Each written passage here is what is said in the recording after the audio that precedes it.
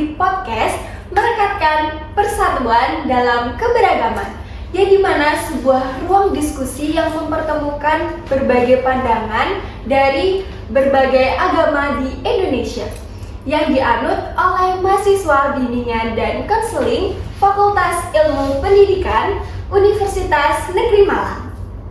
Saya, Anandita Fatikasari, yang akan menjadi teman ngobrol kalian dalam podcast kali ini. Nah, di podcast kali ini saya sudah ditemani oleh 3 narasumber yang cantik-cantik dan ganteng nih teman-teman. Nah, selamat datang Kak Emil, Kak Rara, dan Kak Wangi. Mungkin bisa dijelaskan Kak Emil dulu nih, dijelaskan tentang agama yang Kak anut. Baik. Perkenalkan, sebelumnya nama saya Muhammad Emil Hadi, saya menganut agama Islam. Nah, agama Islam itu agama yang mengajarkan kepada umatnya untuk mengikuti ajaran Nabi Muhammad SAW dan berfokus pada tauhid serta berpedoman pada 5 rukun Islam sebagai pedoman hidup. Terima kasih Kak Emil. Sekarang kita punya Kak Rara nih. Mungkin bisa dijelaskan Kak?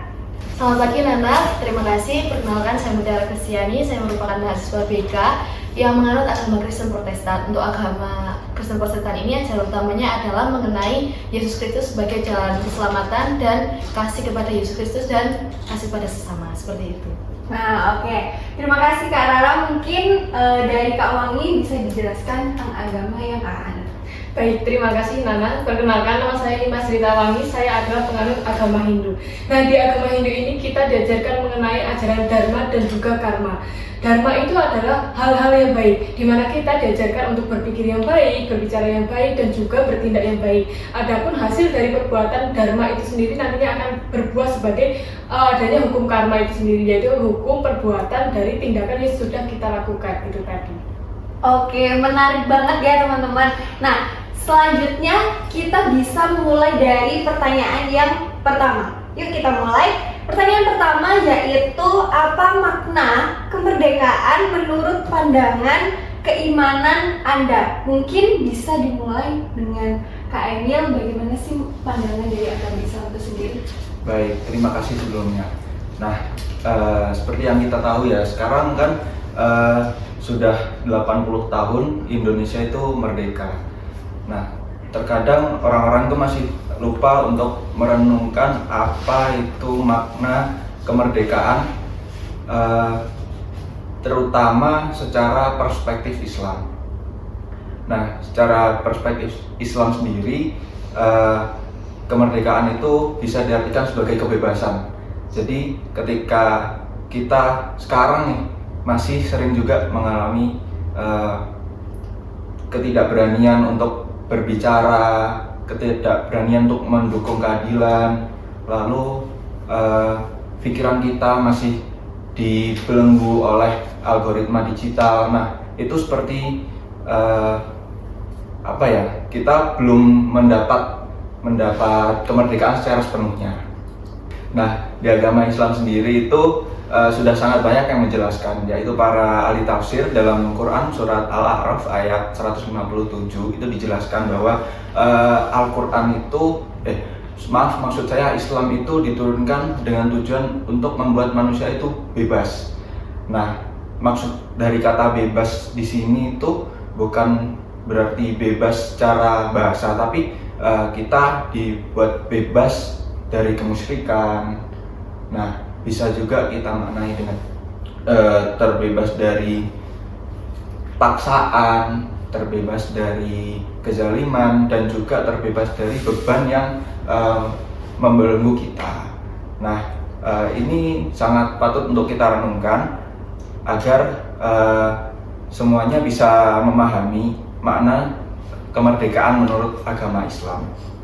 Nah, selanjutnya itu ada fondasi kokoh dalam agama Islam, itu salah satunya juga kemerdekaan. Jadi di agama Islam itu ada kemerdekaan intelektual. Kita harus bebas untuk berpikir, dan juga ada kemerdekaan spiritual. Kita harus bebas untuk memiliki keyakinan sendiri. Karena Allah Subhanahu wa Ta'ala itu memberikan atau mengagungkan manusia itu dengan akal pikiran. Jadi setiap individu itu memiliki kebebasan untuk mengambil pilihannya sendiri, meskipun di setiap pilihan itu ada konsekuensinya ya, begitu. Nah, kemerdekaan intelektual dan kemerdekaan spiritual yang saya sebutkan tadi itu adalah fondasi utama dari kemerdekaan yang lainnya, begitu. Nah, oke, menarik banget ya teman-teman. Itu pandangan dari agama Islam. Nah, pandangan dari agama Kristen itu seperti apa sih, Kak Rara? Baik, terima kasih Nana. Untuk kemerdekaan menurut kami para umat Kristiani yaitu ketika kami merasa bebas, kami mendapatkan kebebasan dari segalanya, dosa, perbudakan, lalu tentang hal-hal jahat itu melalui kematian Yesus Kristus kami. Dan di sini kebebasan bukan hanya ketika kita merasa bebas, tapi kita merasa kayak dosa yang kita telah lakukan, kita alami itu sudah tidak ada, yaitu melalui Yesus Kristus tadi. Seperti dalam Galatia 5 ayat 1 sampai 13 bisa dibaca di Alkitab teman-teman, di Alkitab digital ataupun Alkitab fisik kalian. Jadi di sini itu kami ketika sudah merdeka, kami memiliki kasih antar sesama kita. Sesama kita itu bukan berarti hanya umat Kristiani saja, tetapi sesama kita kayak di sini Mbak Nana, di sini Mas Emil dan Mbak Wangi juga merupakan sesama saya juga. Nah, di sini juga banyak sekali ayat-ayat pada Alkitab yang tidak hanya di Galatia 5 ayat 1 sampai 13 saja, banyak sekali ayat Alkitab yang membahas tentang kemerdekaan ini. Seperti ayat Galatia 5 ayat 1 yaitu supaya sungguh-sungguh merdeka, Kristus telah memerdekakan kita. Amin, seperti itu. Lalu di sini juga jadi kemerdekaan menurut umat Kristiani yaitu ketika kita memiliki kasih, kita memiliki kebaikan antar sesama dan anugerah dari Tuhan, seperti itu. Oke, terima kasih Kak Rara. Nah, kita udah mendengar dari pandangan umat Kristen nih. Nah, aku pengen dengar dari umat Hindu itu seperti apa sih, Kak Wangi? Baik, terima kasih Kak Nana atas kesempatannya. Izin menjelaskan pandangan terkait dengan agama Hindu ya.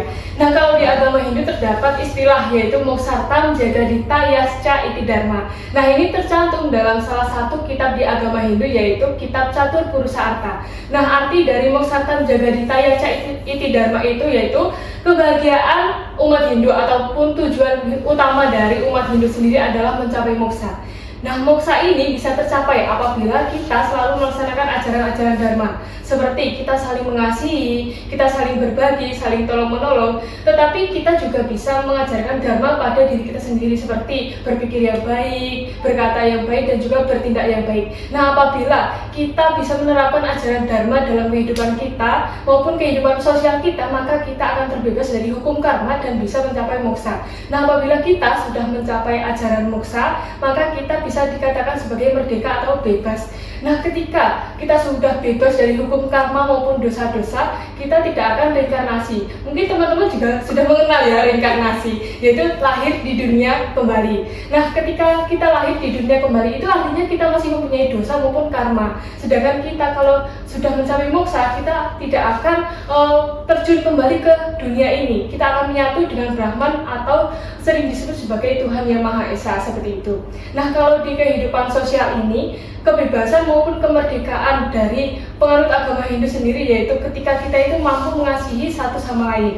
Nah, di Hindu ada ajaran Tatwam Asi yang artinya kita harus memanusiakan manusia. Kita harus memandang manusia itu sama rata. Tidak boleh ada yang tinggi sebelah maupun pandang bulu seperti itu ya. Kita harus rata semua dan juga peduli dan adil terhadap sesama. Maka dari situlah bisa disebut sebagai kemerdekaan yang sesungguhnya, seperti itu. Wah, keren banget ya teman-teman. Nah, pertanyaan yang pertama ini sudah dijawab dengan baik oleh 3 narasumber kita nih. Nah, selanjutnya mari kita membahas mengenai tantangan umat beragama dalam menjaga persatuan dan kemerdekaan untuk saat ini ya teman-teman. Nah, Kak Emil, bagaimana sih tantangan dalam agama Islam dalam menjaga persatuan dan kemerdekaan bangsa saat ini? Baik, terima kasih. Tadi sudah saya sempat singgung sedikit ya terkait kemerdekaan itu. Nah, tantangannya itu sebenarnya berhubungan dengan yang dua tadi, kemerdekaan intelektual dan kemerdekaan spiritual. Nah, untuk di zaman sekarang ini kita harus berani bersuara, berani membebaskan diri dari paksaan, lalu berani untuk mendukung keadilan, itu bentuk dari kemerdekaan intelektual. Nah, sedangkan kemerdekaan spiritual sendiri itu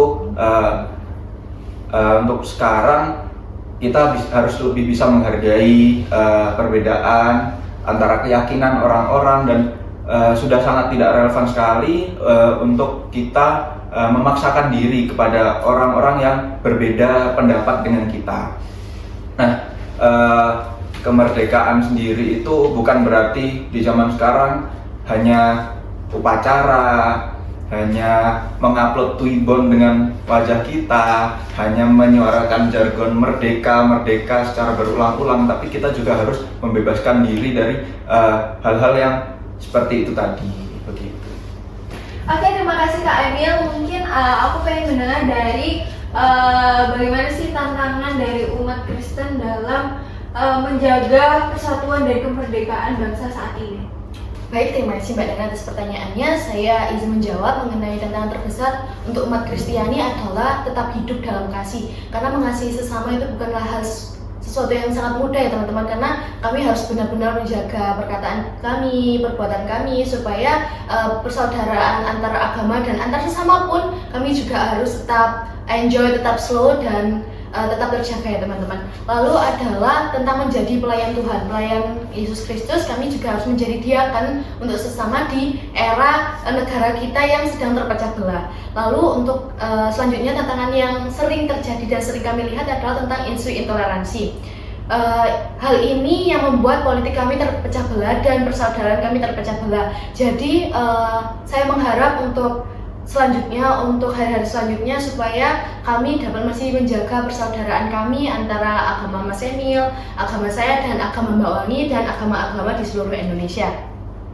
Lalu adalah tanggung jawab umat Kristiani adalah kami harus bisa menjadi garam dan terang di antara teman-teman kami, antar sesama kami. Menjadi garam maksudnya itu adalah kami selalu memberikan solusi. Kami menjadi untuk teman-teman kami, menjadi pembawa sukacita juga. Lalu untuk menjadi terang adalah kami juga sebagai orang bisa mengayomi juga, seperti itu. Jadi saya berharap untuk teman-teman dan umat-umat Kristiani di luar sana dan umat-umat beragama di luar sana supaya menjadi garam dan terang. Terima kasih. Oke, jadi itu tadi tantangan dari umat Kristen ya teman-teman.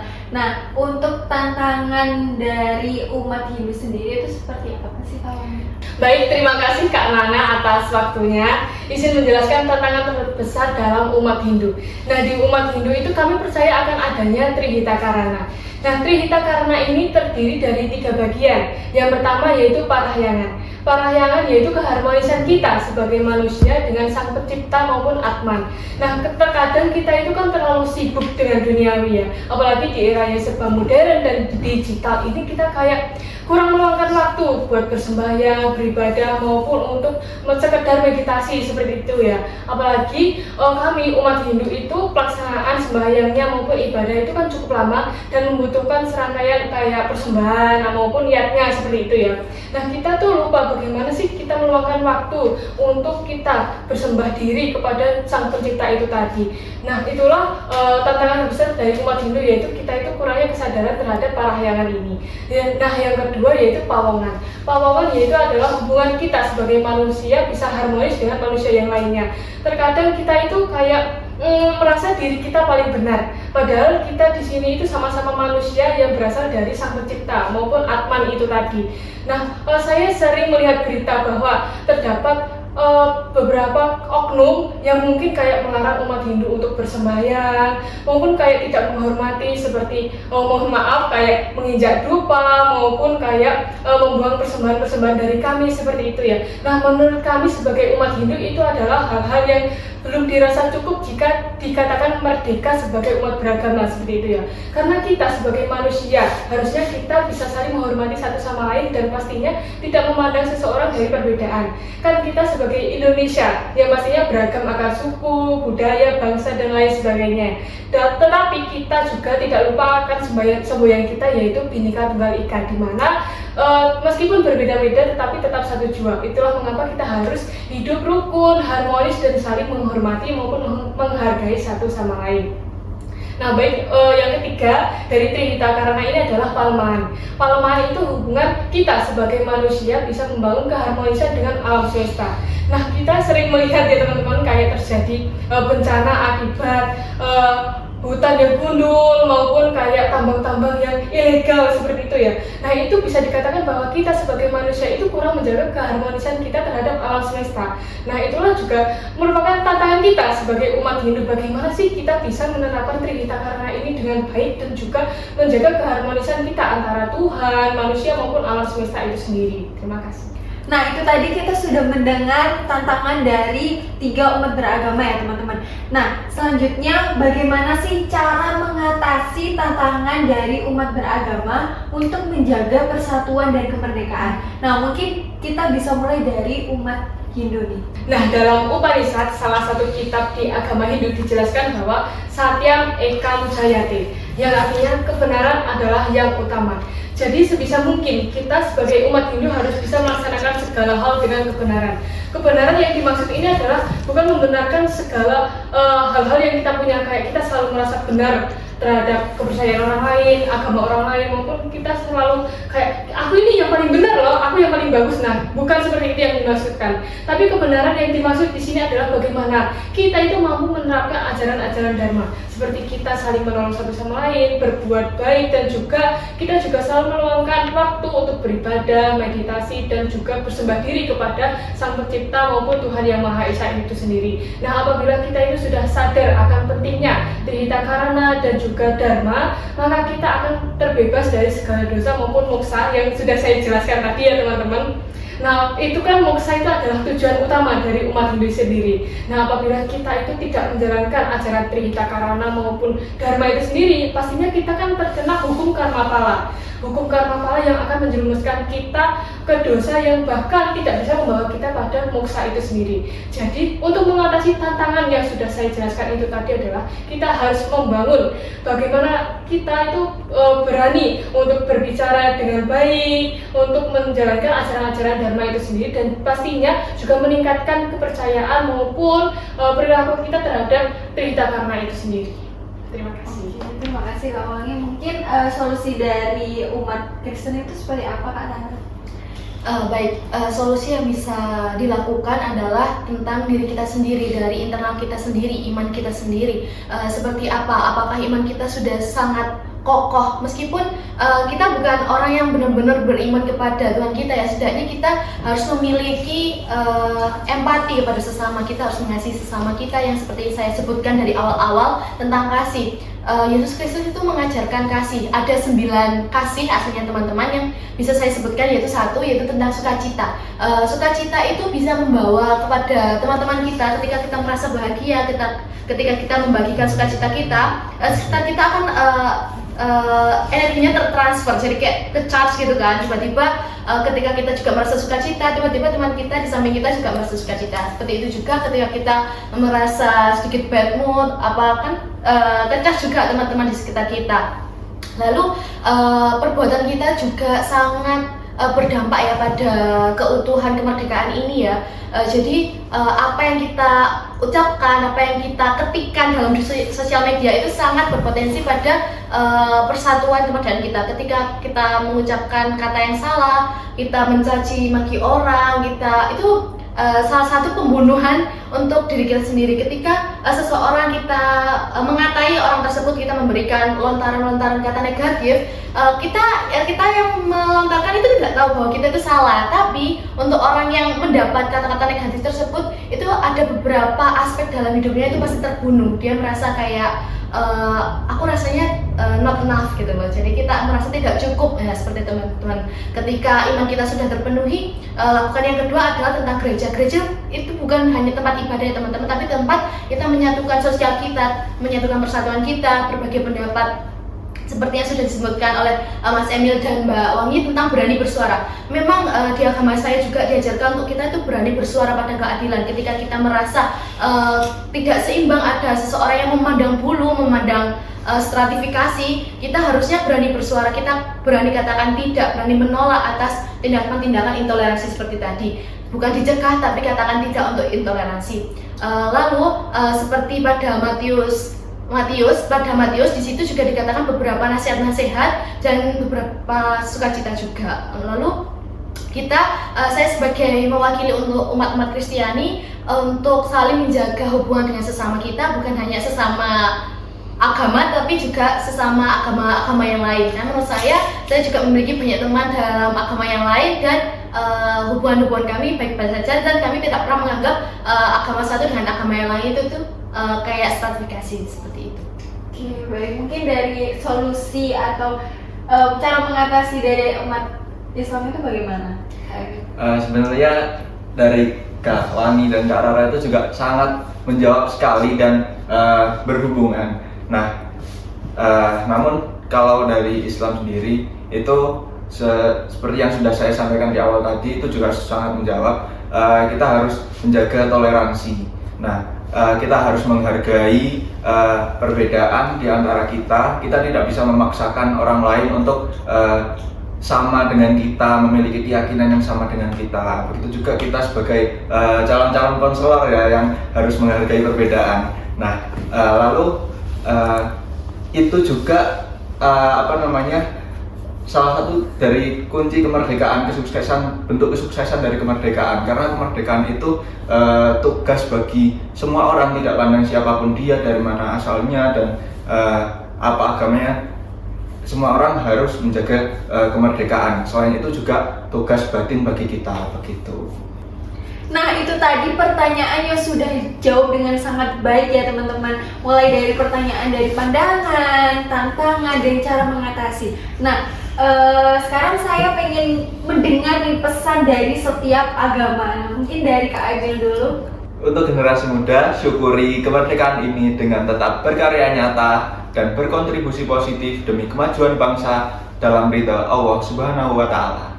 Jangan bangga pada sejarah kemerdekaan, tetapi hiduplah dalam membawa harapan. Gunakan kebebasan untuk melayani, bukan untuk diri sendiri. Pada 1 Petrus 2 ayat 16, hiduplah sebagai orang yang merdeka, tetapi bukan seperti mereka yang menyalahgunakan kemerdekaan itu untuk menutupi kejahatan. Umat Hindu Sedharma, marilah kita menerapkan ajaran Brahman, Atman, Aikyam. Semua jiwa berasal dari Sang Pencipta atau Sang Brahman. Oleh sebab itu, marilah kita saling menghormati dan menghargai satu sama lain. Wasudhaiwa Kutumbakam, semua adalah keluarga. Oke, terima kasih Kak Emil, Kak Rara, dan Kak Wangi atas waktunya. Semoga diskusi ini bisa membuka pikiran kita semua bahwa keberagaman ini tuh bukanlah hal yang memecah, melainkan justru memperkaya kehidupan kita semua. Sebelum kita akhiri, saya mau kita mengucapkan Dirgahayu Republik Indonesia ke-80 Merdeka. Bareng-bareng ya. Oke. 1, 2, 3. Dirgahayu Republik Indonesia ke-80 Merdeka. Terima kasih atas waktunya dan terima kasih untuk teman-teman yang sudah menemani saya di podcast kali ini. Sampai jumpa.